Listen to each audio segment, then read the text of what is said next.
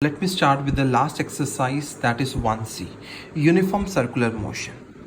Now, when a particle moves with a constant speed in a circular path, its motion is said to be uniform circular motion. Means a body is moving in a circular path with a constant speed, fixed speed, that is said to be uniform circular motion.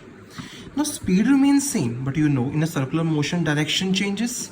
If the direction will change, velocity will also change, because velocity is nothing but a speed with a direction.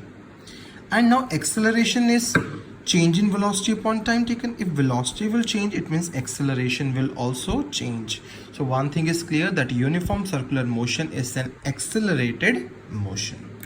Now what is the difference between the uniform circular motion and a uniform linear motion? Let us study. Now you know that in a uniform linear motion, speed also remains same and the direction is same, so velocity will also not change. So speed and velocity both are constant.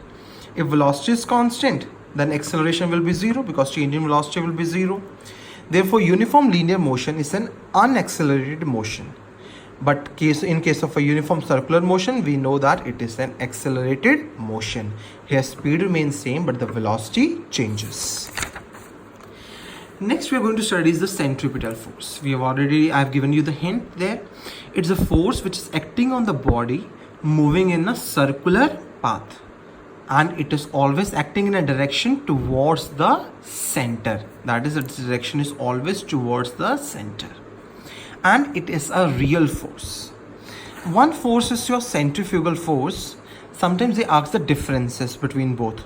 So you have to remember its direction was towards the center, and the direction of centrifugal force is opposite to the centripetal force direction. That is, it is acting away from the center. Then we know that was the real force, and it is not the real force but a fictitious force it is. Next, let us study about the examples of the centripetal force. And all the examples of centripetal force come under the heading of dynamic equilibrium.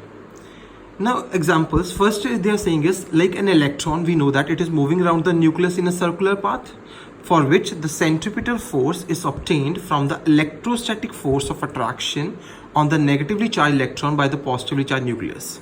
Now that centripetal force is obtained from the electrostatic force of attraction, because we know that nucleus is positively charged because it contains protons and neutrons. Neutrons are neutral and protons carry positive charge. They attract the negatively charged electrons towards itself. That electrostatic force of attraction provides it the centripetal force.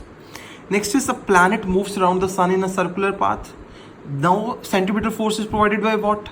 The gravitational force of attraction on the planet by the sun.